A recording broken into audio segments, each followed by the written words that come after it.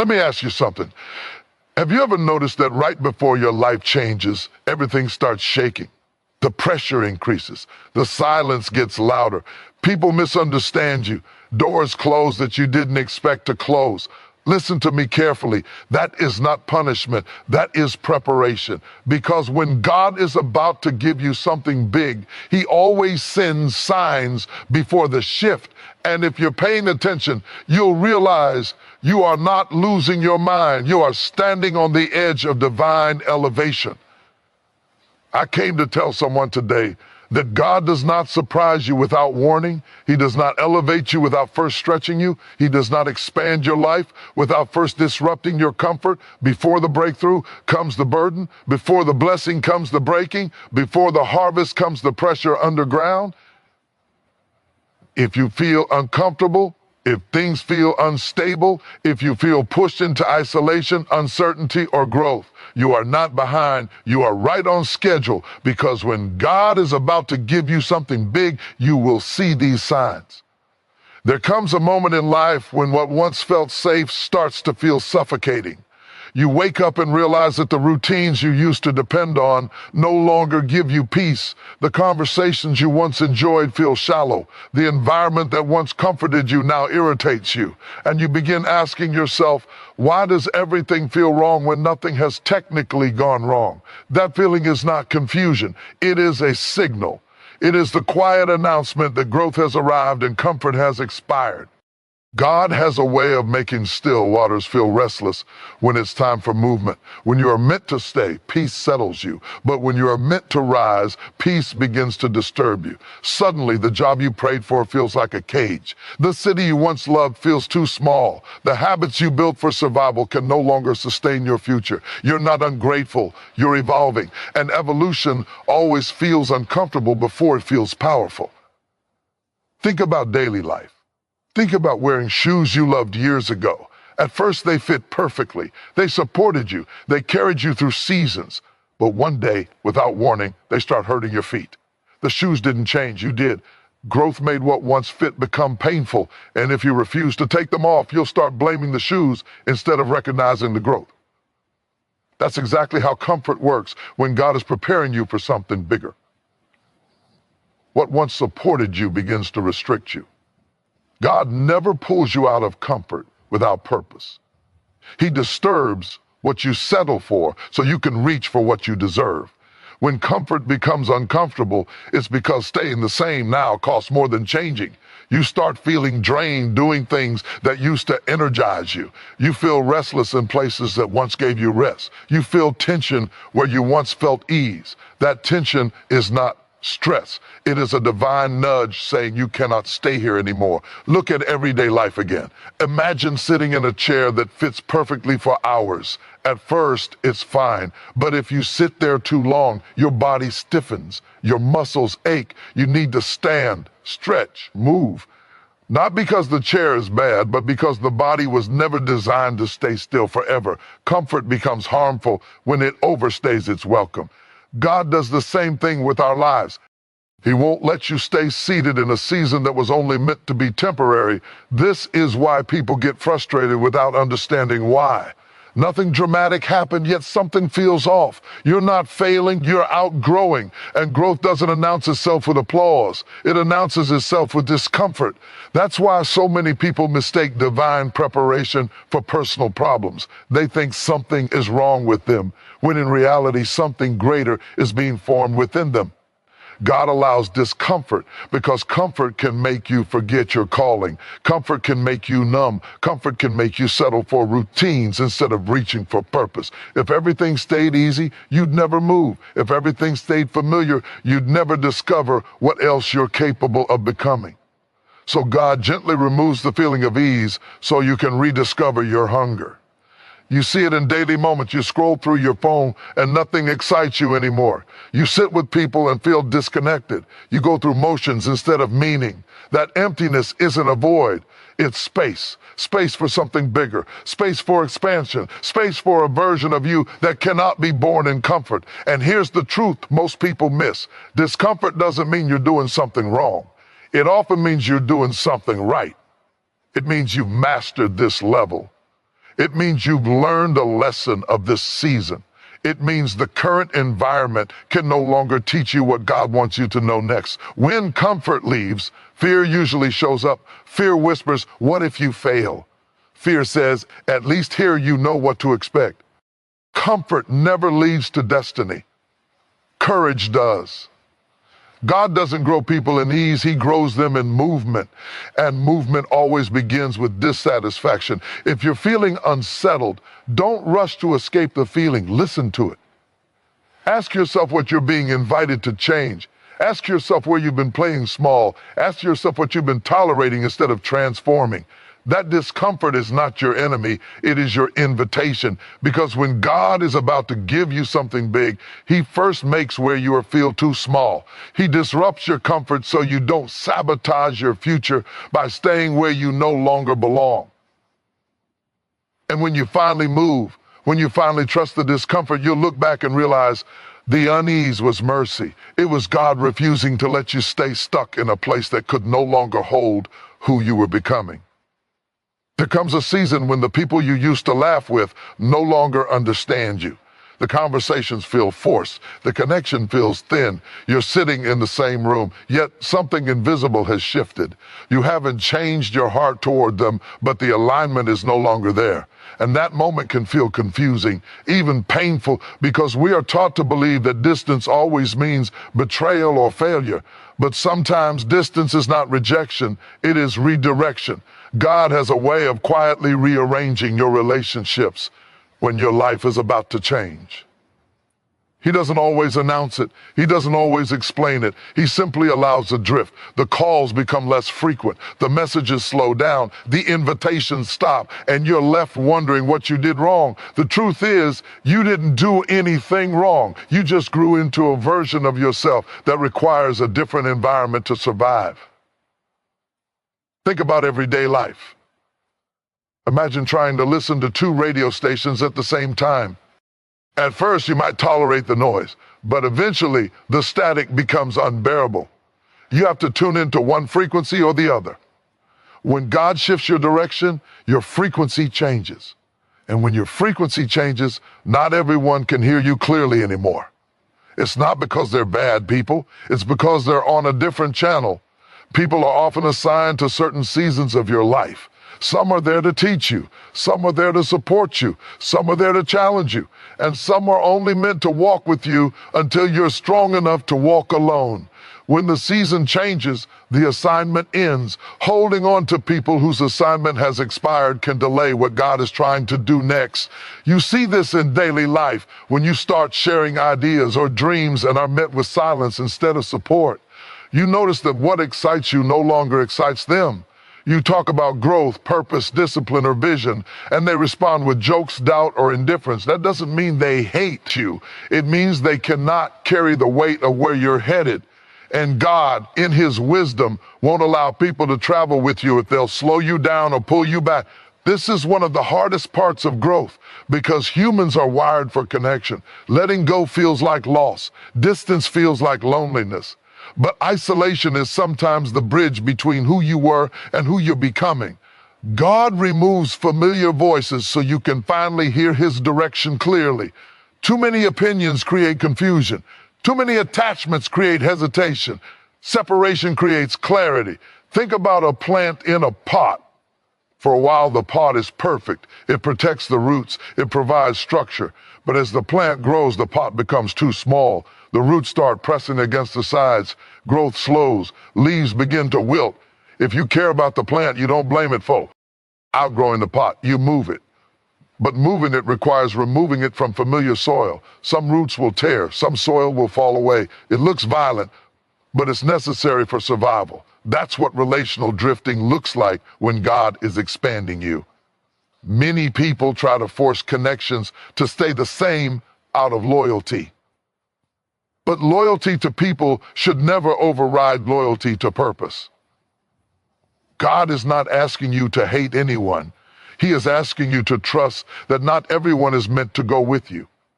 Some people can only relate to the old version of you. When you change, they feel uncomfortable, and that discomfort creates distance. And here's the part that hurts the most. Sometimes the people who leave are the ones you prayed would stay, but God sees what you cannot. He knows who would struggle with your growth. He knows who would resent your elevation. He knows who would remind you of who you used to be when you're trying to become who you're called to be.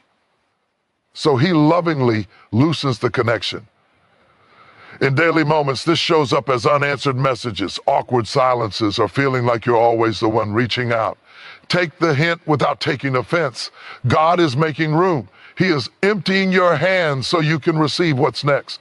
New levels require new relationships, new conversations, new perspectives. You cannot carry everyone into a future they were never prepared for. Letting people drift doesn't mean you failed them.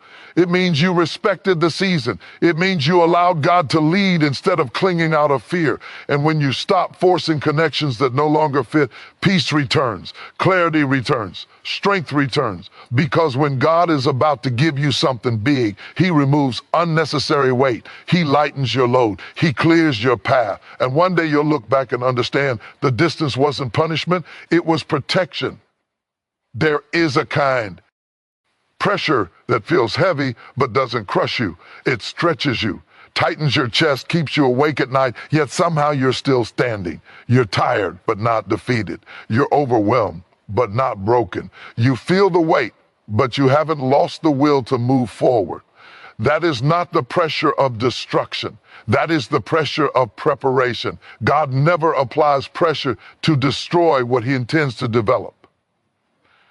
Pressure shows up when something valuable is being formed.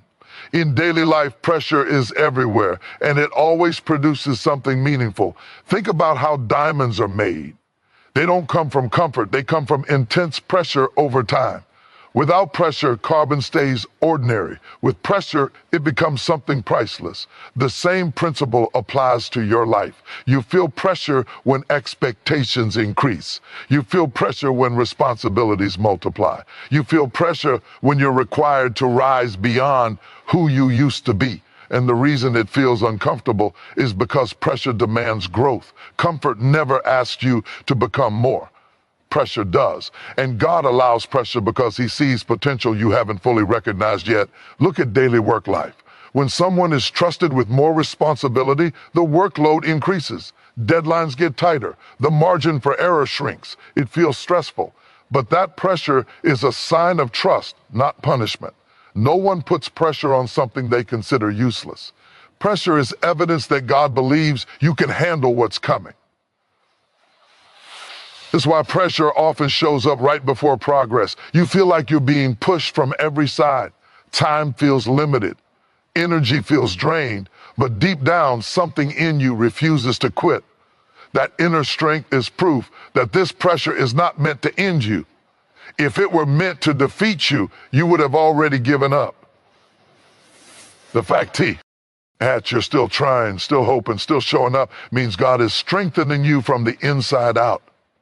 In everyday life, think about muscles. When you lift weights, your muscles experience tension. They ache, they burn, they feel weak in the moment. But that pressure is exactly what causes them to grow stronger.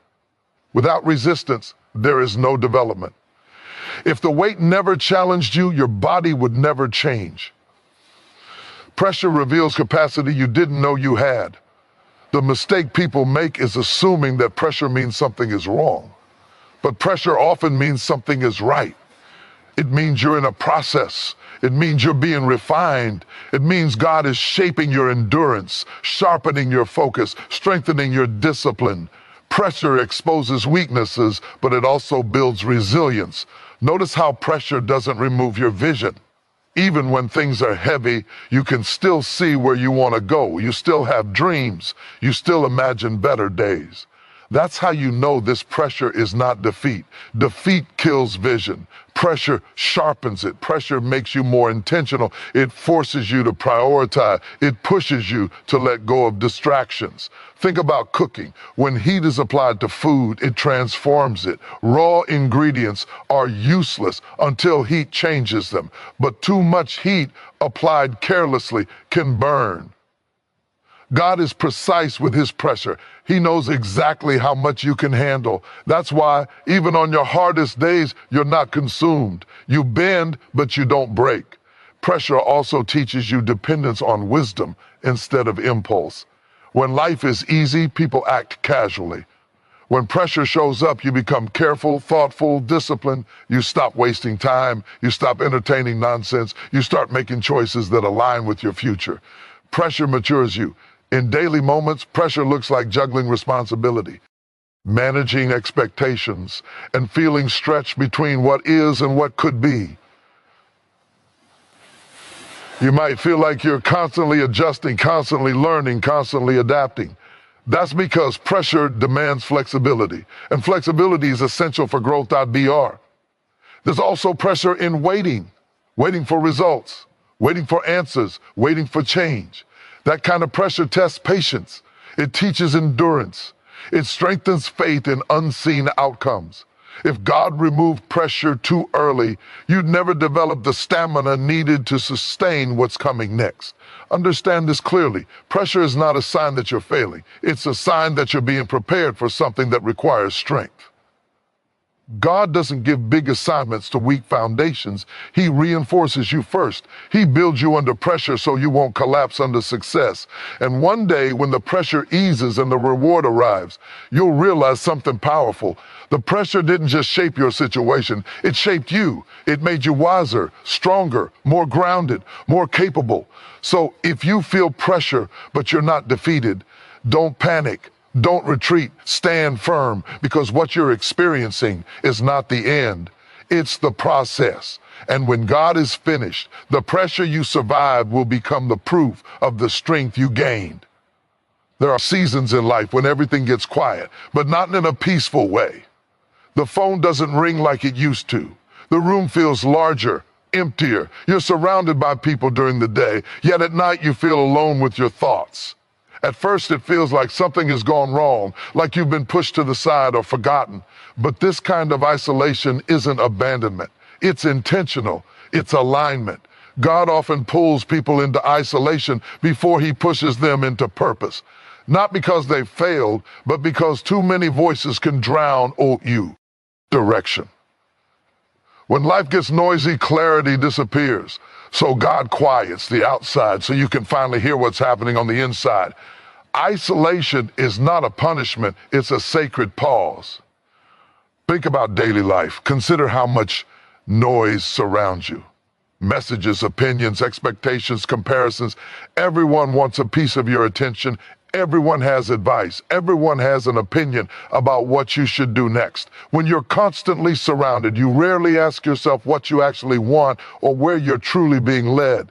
Isolation removes the background noise so your inner compass can reset. You see this in simple moments, like driving without music for the first time in a long while.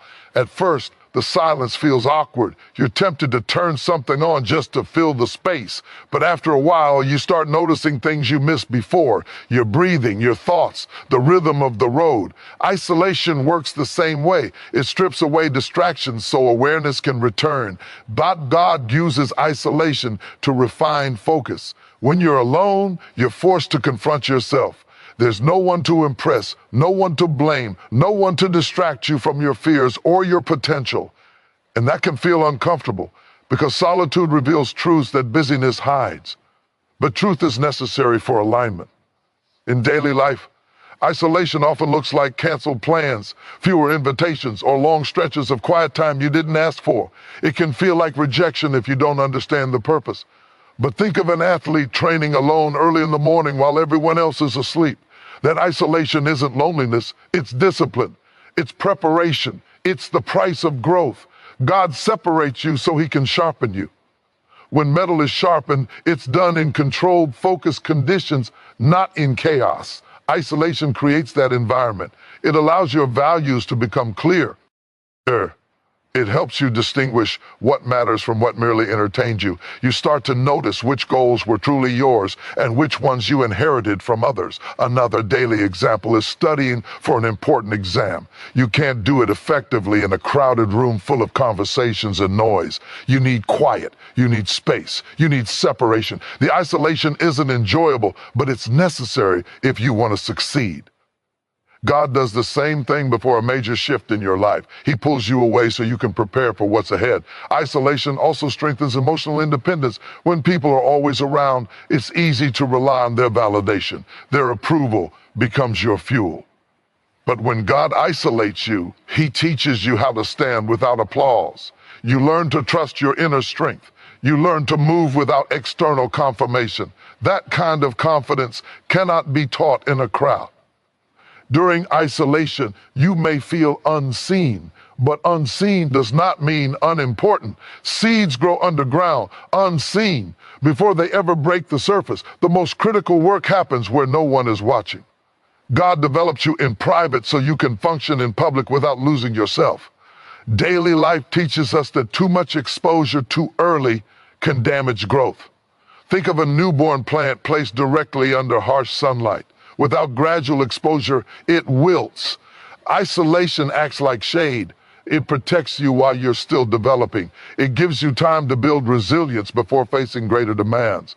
Isolation also reveals who you truly are without your roles. Without constant interaction, you stop performing and start being. You begin to understand your limits, your desires, your boundaries. That understanding brings alignment between who you are and what you're meant to do. If you're in a season where you feel alone, resist the urge to fill the space with noise. Don't rush to escape the silence. Sit with it. Learn from it. Let it strengthen you, because when isolation ends, and it always does, you won't return the same. God doesn't isolate people to shrink them. He isolates them to define them. And when you re-enter the world, you do so with clarity, confidence, and purpose. What felt like loneliness will reveal itself as preparation, and you'll realize the quiet was never empty. It was full of alignment. There comes a moment when what once excited you no longer moves you. You achieve something you used to dream about, and instead of celebration, you feel a strange emptiness. You reach a goal you once prayed for, and instead of fulfillment, you feel restless. At first, this can feel frightening because we are taught that losing interest means losing direction. But this loss of satisfaction is not a crisis. It is a sign of expansion. God never allows your desires to shrink when your capacity is growing. When old dreams stop satisfying you, it's not because those dreams were wrong. It's because they were right for a former version of you. You outgrew them. And growth always feels like loss before it feels like clarity. In daily life, this happens all the time. Think about a child who dreams of riding a bicycle without training wheels. That dream feels huge at the time. It consumes their thoughts. When they finally achieve it, they're proud, but they don't stop there. Soon, riding without hands excites them. Later, they want speed, then distance. The dream evolves because the person evolves. No one criticizes the child for wanting more. But as adults, we often judge ourselves harshly when our desires change. God builds dreams in layers. He gives you a vision that fits your current strength, knowing it will stretch you toward the next one. When the old dream no longer satisfies you, it's because it has completed its assignment. It did its job.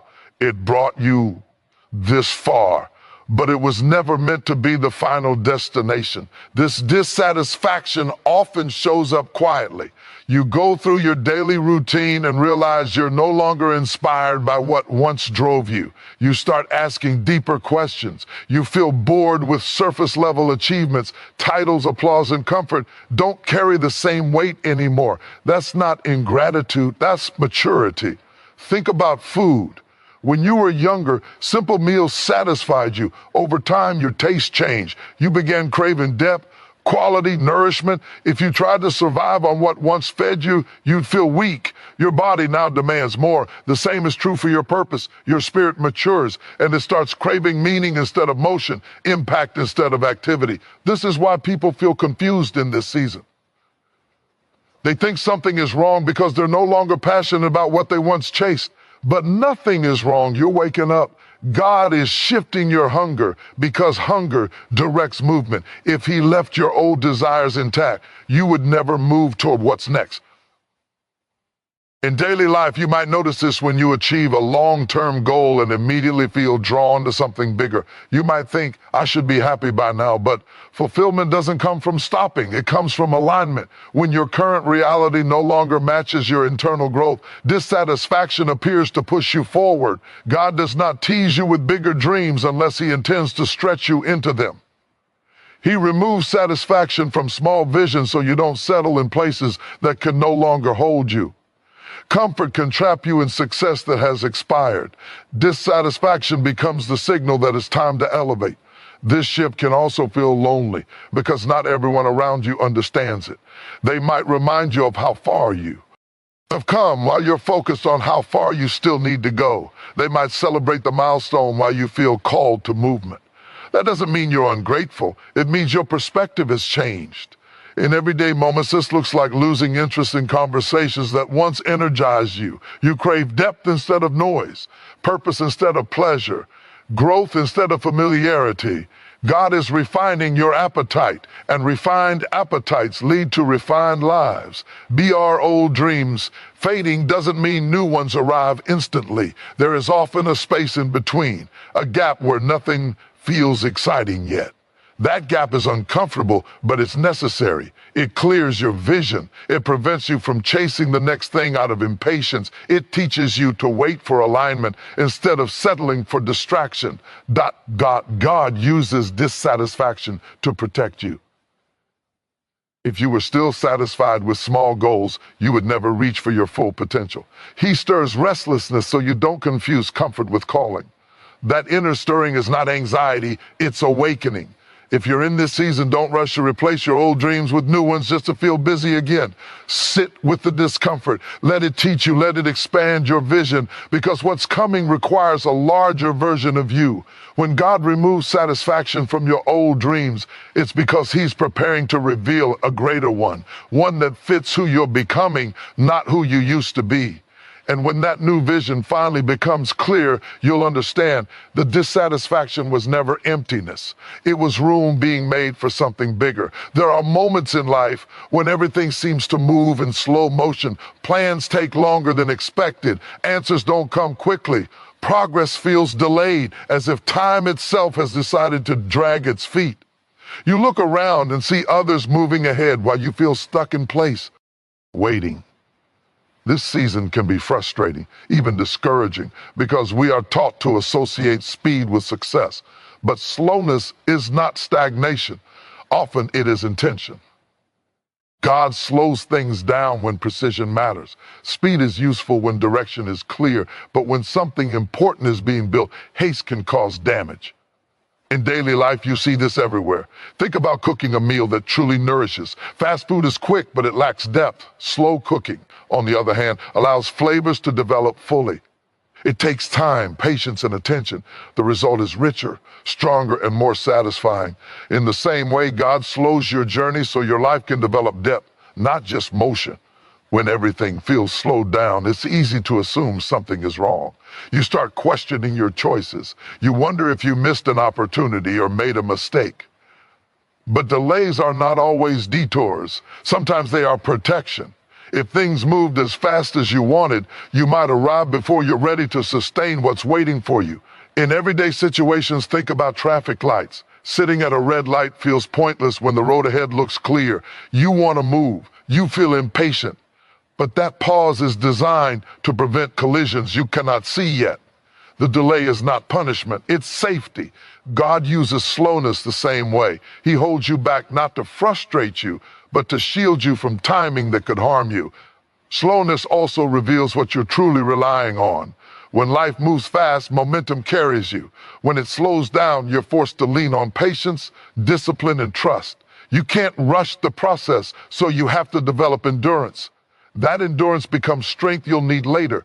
In daily life, consider learning a new skill. At the beginning, progress feels painfully slow. You repeat the same mistakes you practice without seeing a media. results. It's tempting to quit because it feels like nothing is happening. But beneath the surface, your mind and body are adapting. Neural pathways are forming. Muscles are learning. The slowness is actually where mastery is being built. God often works beneath the surface when you feel least productive. Slowed seasons teach you how to value preparation over performance. When movement is limited, you're given time to observe, reflect, and refine. You notice details you would have missed if everything moved quickly. You reassess priorities. You strengthen foundations. These quiet adjustments often matter more than visible progress. This is also the season where impatience is tested. Waiting exposes frustration, fear, and doubt. It brings hidden emotions to the surface. But it also develops emotional maturity. You learn how to sit with uncertainty without falling apart. You learn how to trust the process even when results aren't immediate. That inner stability becomes essential when life speeds up again.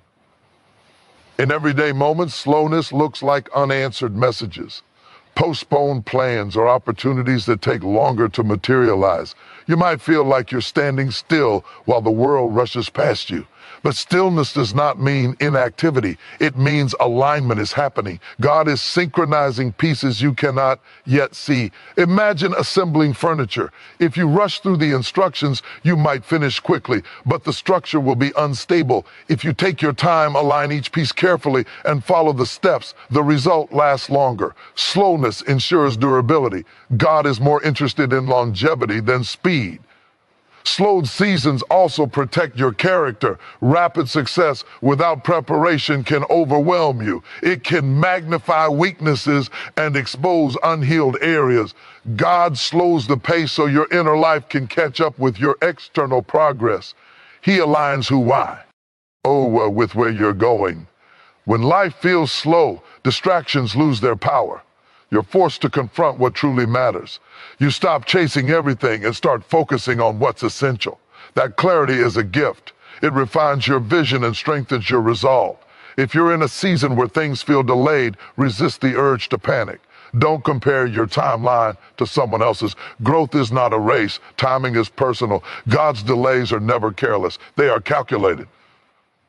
One day, when the pace quickens and opportunities align effortlessly, you'll realize why the waiting mattered. You'll see how the slowness prepared you to handle speed with wisdom. You'll move with confidence instead of chaos. So when everything feels slowed down, don't see it as life passing you by. See it as life being carefully constructed. Because when God slows you down, it's usually because what's ahead requires strength, clarity, and timing. And those things cannot be rushed there. There are seasons when life doesn't just test what you can do, it tests who you are. You find yourself reacting to situations that never used to bother you. Small things feel heavier. Your patience feels thinner. Your emotions sit closer to the surface. And you start wondering why everything feels so personal, so intense. This is not weakness. This is examination. Before anything in life is elevated, it is tested. In daily life, nothing valuable is released without evaluation. Think about a bridge. Before people are allowed to drive across it, engineers load it with weight, stress it from different angles, and push it beyond normal limits. They don't test it to make it fail. They test it to ensure it won't. God does the same thing with your inner life before shifting your outer one. Emotional testing shows up when you're asked to stay calm in situations that used to trigger you. It shows up when you're required to remain honest when dishonesty would be easier. It shows up when you're tempted to react, but something inside you says, respond differently this time. These moments feel uncomfortable because growth always challenges old patterns. In everyday life, think about learning to drive. At first, you're overwhelmed. Every sound, every movement feels stressful. But eventually, you're tested. Merging into traffic, driving in rain, navigating busy roads. Those tests feel intense, but they prove readiness. If you avoided them, you'd never gain confidence. Emotional testing works the same way. God places you in situations that reveal whether you've truly grown or merely talked about growth. These tests often involve people. Someone misunderstands you. Someone pushes your boundaries. Someone questions your integrity. These moments are not random, they are mirrors. They reveal how far you've come, and sometimes they reveal where you still need healing. The goal isn't perfection, it's awareness. In daily life, emotional testing looks like choosing peace over proving a point. It looks like restraint when you want release. It looks like patience when you want immediate results. These choices are hard because they go against instinct. But instinct reflects old habits. Growth reflects intentional response. God uses emotional tests to strengthen character. Skill can open doors, but character keeps them open. Without emotional maturity, success becomes unstable. So before elevation, God ensures you can handle disappointment, criticism, and pressure without losing yourself. Think about work environments. Promotions don't just come from talent, they come from reliability under stress. How you handle deadlines, conflict, and responsibility determines trust. Emotional testing builds that trust internally. You learn how to regulate your reactions instead of being ruled by them. These tests often feel unfair because you're being asked to rise above circumstances that others might be excused for reacting to. But higher levels require higher standards. God doesn't test you because he doubts you. He tests you because he's refining you. In everyday moments, emotional testing can show up as waiting without complaining, forgiving without apology, or continuing to show up even when recognition is delayed. These moments shape resilience. They teach you how to stand steady when emotions fluctuate. Emotional tests also reveal your values. When pressure increases, what matters most becomes clear. You see whether you prioritize ego or growth, comfort or integrity, reaction or wisdom. These revelations are powerful because they guide future choices. It's important to understand that failing a test doesn't disqualify you. It informs you. It shows you where to grow. God allows repetition because growth is a process, not a performance. Each test strengthens awareness, discipline, and self-control. In daily life, think about physical training. Muscles don't grow without resistance. Emotional strength doesn't grow without challenge. Avoiding difficulty keeps you fragile. Facing it builds endurance. Emotional testing builds inner muscles you'll rely on later. During these seasons, it's easy to feel exposed. Your emotions feel raw, but exposure leads to healing. What's revealed can be addressed. What's hidden remains unhealed. God brings emotions to the surface so they don't sabotage you later. When emotional testing passes, clarity follows. You respond instead of react. You choose instead of explode. You grow instead of retreat. These shifts may seem small, but they prepare you for bigger responsibilities. If you're feeling emotionally tested, don't assume something is wrong. Assume something is being built. Stand steady. Reflect honestly. See whose growth intentionally. Because when God is preparing to elevate your life, he ensures your emotions won't sabotage your future. And when you pass through these tests, you don't just move forward, you move forward stronger, wiser, and more grounded than before. There is a moment that arrives quietly, without noise or announcement, when something inside you begins to speak. It doesn't shout, it doesn't rush, it simply persists. Even when you try to ignore it, it returns. Even when logic argues against it, it remains. This inner calling is not imagination or impulse. It is alignment beginning to take shape. In daily life, you felt it before, that feeling when you're doing something ordinary, yet your mind drifts towards something more meaningful. You're going through your routine, but a thought keeps interrupting. There's more than this. That thought doesn't come from dissatisfaction alone. It comes from awareness. It's the awareness that your current life no longer matches your inner direction.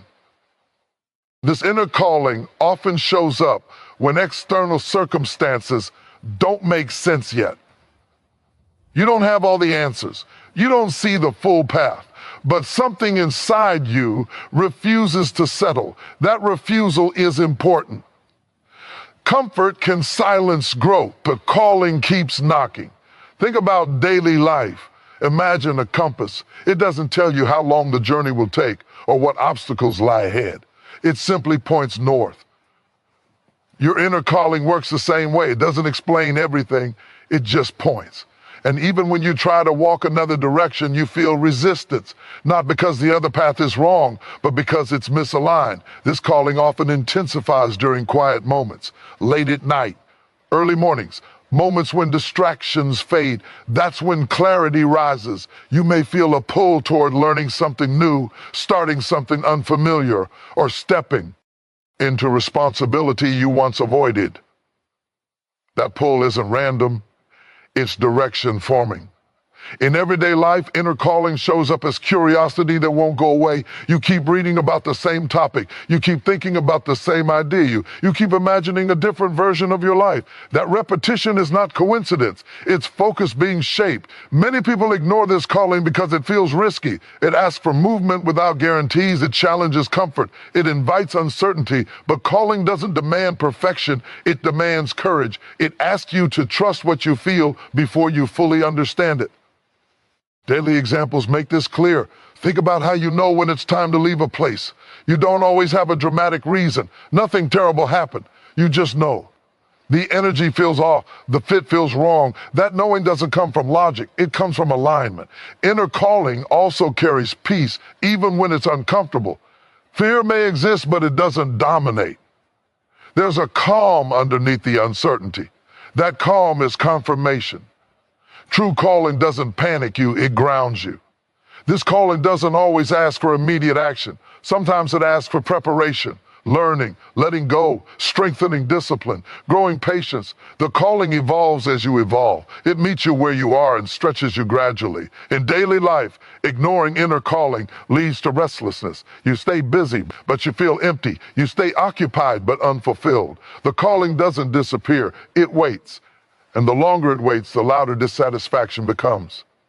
Listening to your inner calling doesn't mean everything becomes easy. It means everything becomes meaningful. Struggles make sense. Sacrifice feels purposeful. Effort feels aligned. Even challenges feel constructive. This calling often asks you to trust yourself in new ways, to believe that you are capable of growth, to accept that change is necessary, to release what no longer fits.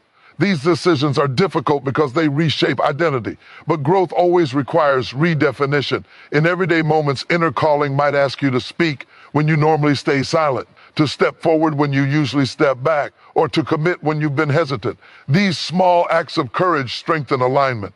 The calling also grows clearer when you act on it, even in small ways. Movement brings clarity. Waiting for certainty before moving often leads to stagnation. Trust builds through action, not overthinking. One day, when you look back, you'll realize that this calling was present long before the results appeared. It guided your choices quietly. It nudged you through discomfort. It kept you moving forward when logic hesitated. If you feel a persistent inner calling you can't ignore, don't dismiss it. Don't rush it either. Respect it. Listen to it. Align with it. Because when God places a calling inside you, it is not a suggestion, it is direction. And the more you honor it, the clearer your path becomes.